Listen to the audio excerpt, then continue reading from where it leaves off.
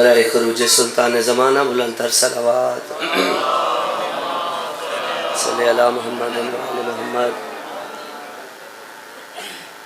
چونکہ دن منسوب ہیں سرکار امام حسن مجتبی سے، تو اللہم صلی علی محمد و علی محمد، اسی بادشاہ کا تھوڑا سا ذکر۔ ایک ملک آذربائیجان میں ایک بادشاہ تھا جس کا نام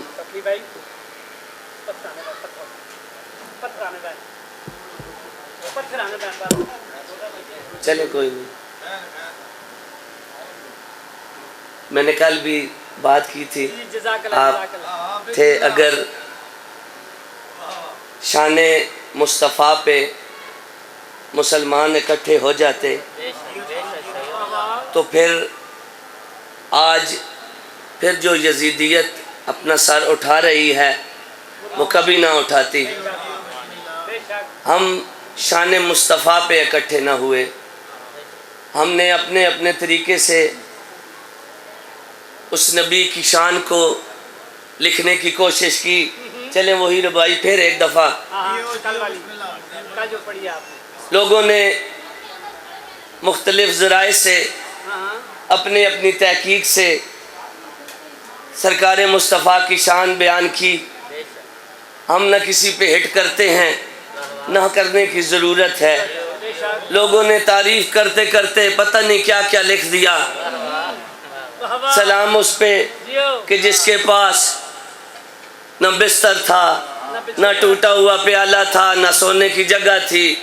اللہ جانے لوگوں کو یہ کہاں سے ملا اور کیا سوچ ہے کہ یہ شان مصطفیٰ کے مطابق ہے بھی کہ نہیں۔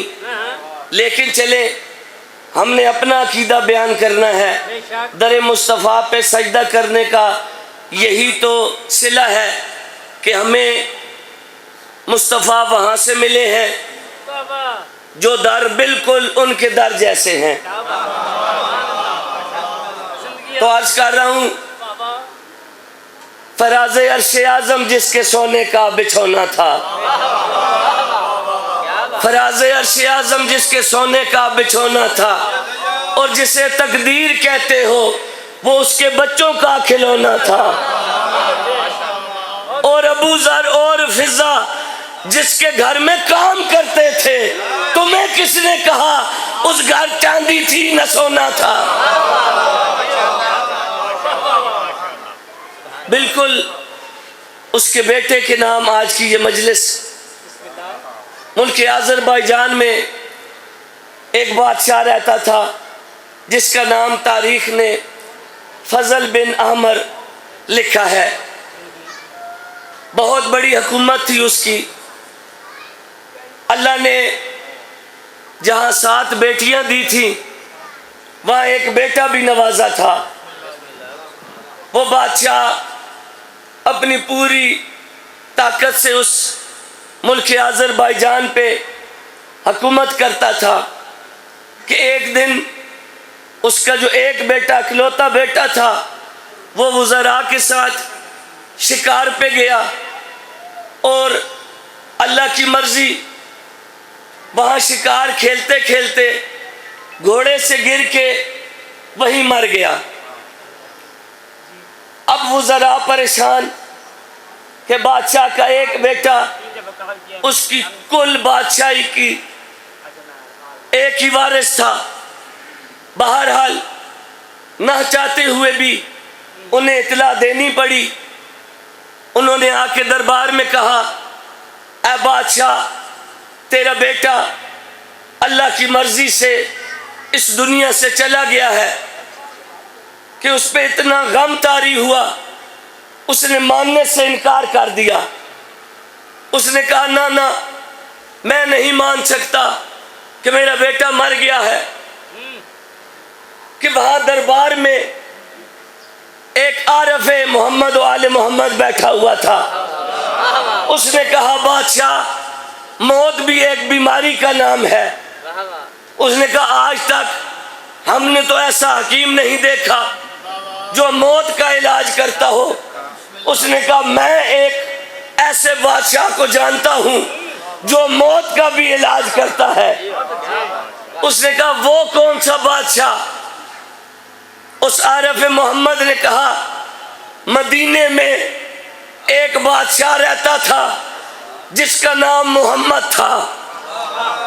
اس بادشاہ کا ایک بھائی جو مردوں کو بھی زندہ کر سکتا ہے، اس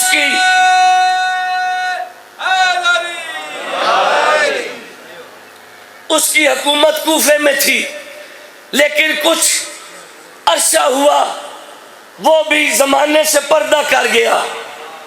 اس بادشاہ نے کہا پھر تیرے بتانے کا کیا فائدہ؟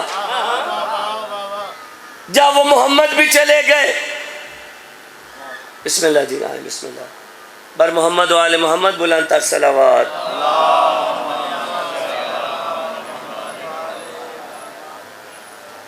اگر اس کا بھائی بھی دنیا سے چلا گیا، اب اس موت کا علاج کون کرے گا؟ اس نے کہا پریشان نہ ہو، وہ سارے ایک جیسے ہیں۔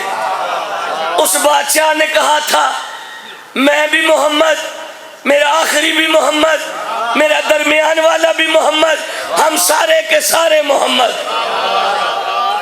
آج اس کا بیٹا مدینے میں موجود ہے جس کو دنیا حسن مجتبیٰ کے نام سے یاد کرتی ہے۔ اس بادشاہ نے، فضل بن عمر نے اپنے خزانے کے منہ کھول دیے۔ اس سے کہا جو ضرورت ہے وہ اس خزانے سے لے، اور شام تک وہ حکیم مجھے یہاں چاہیے۔ وہ پریشان، اس نے کہا گھر نہیں جا سکتا، یہاں سے جو لینا ہے لے، اس حکیم کو دربار میں شام تک لے کے آ، اگر ایسا نہ کیا تیرے گھر والوں کو قتل کر دیں گے۔ اب وہ پریشان، خزانے سے اس نے کچھ دولت لی، تیز ترین جو سواری تھی گھوڑا اس نے لیا اور روانہ ہو گیا۔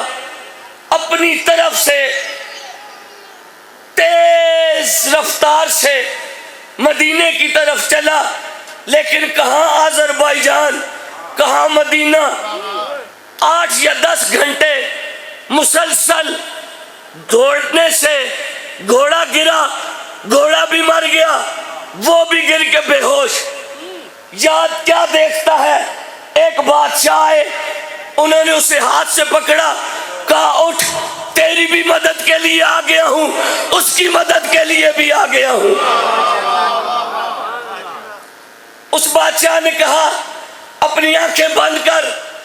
اگلے لمحے وہ آذربائیجان میں اس بادشاہ کے دربار میں موجود تھے۔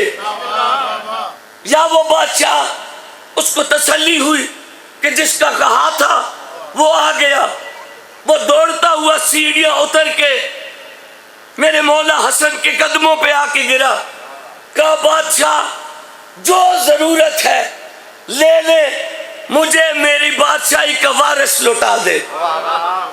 مولا نے کہا اللہ سے لو لگا، ایک مجھے آفتابہ دو، ایک جائے نماز دو، میں دعا کرتا ہوں اللہ تیرا بیٹا تجھے لوٹا دے گا۔ میرے بادشاہ نے 2 رکعت نماز پڑھی، ابھی دعا پڑھ رہے تھے کہ اس کا بیٹا زندہ ہو کے اٹھا، اٹھ کے بادشاہ کی طرف نہیں، کائنات کے بادشاہ کے قدموں میں آ کے جھک گیا۔ اس نے کہا میں تیرا باپ ہوں، تجھے چاہیے تھا پہلے میری طرف آ، اس اجنبی کو تو کیسے جانتا ہے؟ کہا کون سا اجنبی؟ موت کا فرشتہ میری روح کو لے کے پہلے آسمان پہ پہنچا تھا کہ اس بادشاہ نے حکم دیا، موت کا فرشتہ میں نے اس کی زندگی بڑھا دی ہے، جا اس کی روح اس کے جسم کو واپس کر کے آ۔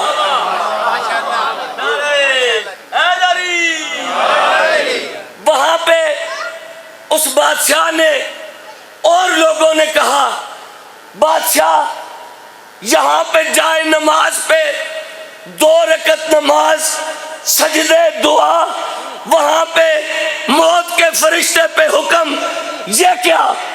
میرے بادشاہ نے ایک جملہ کہا جو تاریخ میں سونے کے حروف سے لکھنا چاہیے، کہا یہاں سجدہ کر کے اس کی توحید بچا رہے ہوتے ہیں، وہاں حکم کر کے اس کی توحید چلا رہے ہوتے ہیں۔